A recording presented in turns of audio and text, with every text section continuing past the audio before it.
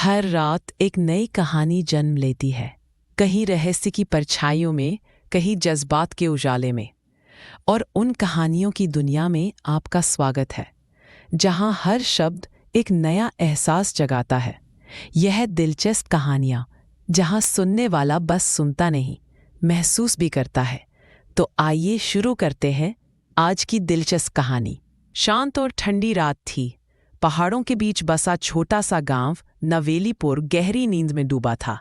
हवा में मिट्टी की खुशबू, दूर कहीं कुत्तों का भौंकना और झींगुरों की हल्की आवाज मिलकर एक अजीब सी शांति बना रही थी। इसी शांति के बीच गांव की 15 साल की समझदार लेकिन बेहद जिज्ञासु लड़की आरिनी अपने कमरे की खिड़की पर खड़ी आसमान को देख रही थी। चांद आधा था और बादल तेजी से गुजर रहे थे, जैसे जल्दबाजी में किसी काम पर जा रहे हों। गांव के थोड़ा बाहर एक पुराना, सुनसान और लोगों के डर का केंद्र बना एक काला महल था। इसके ऊंचे टूटे बुर्ज, काली दीवारें और सूने गलियारे देखकर बच्चे भी वहां जाने की हिम्मत नहीं करते थे। लोग कहते थे कि रात के समय वहां कुछ आवाजें आती हैं, कोई परछाई घूमती है और कभी-कभी महल की खिड़कियों में नीली रोशनी भी चमकती है। यह रहस्य सालों से गांव में फुसफुसाहटों का कारण बना था। आरिनी ने खिड़की से नजर हटाई और सोचा, क्या सच में कोई महल में रहता होगा या यह सब सिर्फ लोगों की बनाई हुई कहानियां हैं?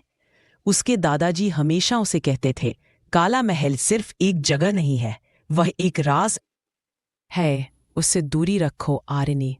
लेकिन जितना मना किया गया उतनी ही उसकी जिज्ञासा बढ़ती गई। इसी सोच में डूबी थी कि अचानक टन टन की एक अजीब धातु जैसी आवाज उसके कानों में पड़ी। उसने तेजी से खिड़की खोली और बाहर झांका। उसकी आंखें एक पल के लिए चौड़ी हो गईं। काला महल की सबसे ऊपर वाली खिड़की में नीली रोशनी चमक रही थी और उस रोशनी के बीच एक काली परछाई खड़ी दिखाई दी। वह परछाई कुछ सेकंड वहीं जमी रही और फिर अचानक ऐसे गायब हुई जैसे कभी थी ही नहीं। आरिनी का दिल जोर से धड़कने लगा। उसने खुद से कहा, ये क्या है, कोई वहां है? उसके अंदर खोजने की इच्छा और भी बढ़ चुकी थी। अगली सुबह गांव में हंगामा मच गया। कई घरों से छोटी छोटी चीजें गायब थीं। पुरानी घड़ियां, चाबियां, ताले, चेन, धातु के कप और यहां तक कि लोहे की बाल्टी भी। सबको लगा कोई चोर है, लेकिन किसी निशान, किसी कदमों की आवाज या ताले टूटने के सबूत नहीं थे। हर कोई एक ही जगह को शक की नजर से देख रहा था, काला महल। आरिनी पूरे दिन बस यही सोचती रही, क्या नीली रोशनी और ये चोरी किसी तरह जुड़ी है? उस रात उसकी सबसे करीबी दोस्त प्रज्ञा उसके घर रुकने आई।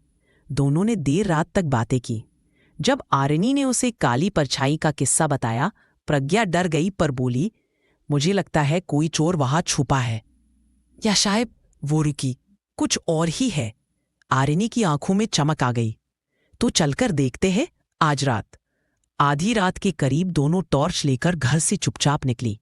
चांद बादलों में छुपा था, हवा तेज थी और पेड़ों की परछाइयां जमीन पर अजीब शक्लें बना रही थी। दोनों धीरे धीरे महल के करीब पहुंची।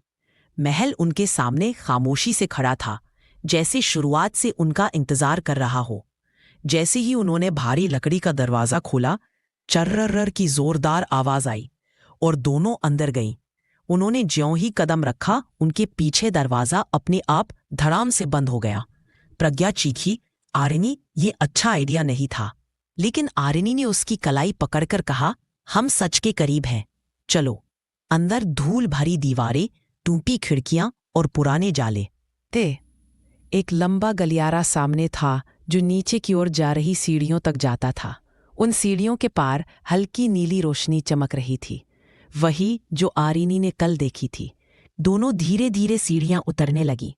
हर कदम पर सीढ़ियां हल्की आवाज करती। जब वे नीचे पहुंची तो सामने का नजारा देखकर दंग रह गईं। वहां एक विशाल धातु का चमकता हुआ गोला था, जिसके चारों तरफ चाबियां, ताले और धातु की चीजें घूम रही थीं।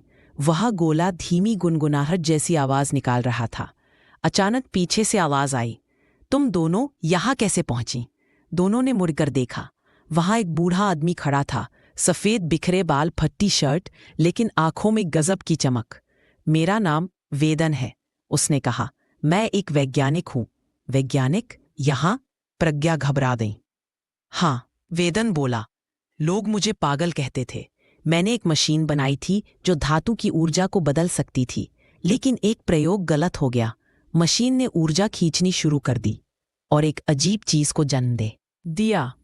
कौन सी चीज? आरिनी ने पूछा। वेदन कुछ बोल पाता इससे पहले मशीन जोर से गूंजने लगी। नीली रोशनी तेज हुई और एक काली छाया जैसी आकृति मशीन के अंदर घूमती घूमती बाहर आने लगी। वो इंसान जैसी थी, पर पूरी नहीं। धातु से बनी उंगलियां, खाली चमकती आंखें और शरीर जिसमें कोई आकार तय नहीं था। वेदन चिल्लाया, वही है, मशीन ने जो गलती की थी। वह जीव इसी से बना है, धातु खाता है, चीजें चुराकर शक्तिशाली होता है, और मुझे यहां कैद किए हुए है। प्रज्ञा कांप गई। अब क्या करे? वेदन हाफते हुए बोला, इसे तेज रोशनी बर्दाश्त नहीं होती। तभी वेदन जमीन पर गिर पड़ा। छाया उनकी ओर बढ़ने लगी। उसके कदमों की आवाज धातु घिसने जैसी थी। आरिनी ने तुरंत अपनी टॉर्च उठाई और पूरी ताकत से उसकी तरफ रोशनी फेंकी। वो चीखा, एक ऐसी आवाज जो इंसानी नहीं थी। प्रज्ञा ने भी अपनी टॉर्च और फोन की फ्लैशलाइट चालू कर दी। दोनों की रोशनियां मिलकर एक तेज सफेद बीम बन गईं।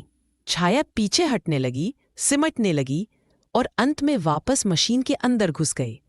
वेदन ने अपनी आखिरी हिम्मत जुटाकर मशीन के 2 बड़े तार खींचे। मशीन एक आखिरी तेज आवाज के साथ बंद हो गई। नीली रोशनी गायब हो गई। सन्नाटा छा गया। वेदन ने मुस्कुराते हुए कहा, तुम दोनों ने वो कर दिखाया जो मैं सालों में नहीं कर पाया। कुछ देर बाद वे तीनों महल से बाहर निकल आए। सुबह तक महल पूरी तरह शांत था। गांव में कोई चोरी नहीं हुई, कोई रोशनी नहीं दिखी, परछाई नहीं चली, सब सामान्य। आरिनी और प्रज्ञा ने यह राज किसी को नहीं बताया। वे जानती थीं कि कुछ सच सबके लिए नहीं होते।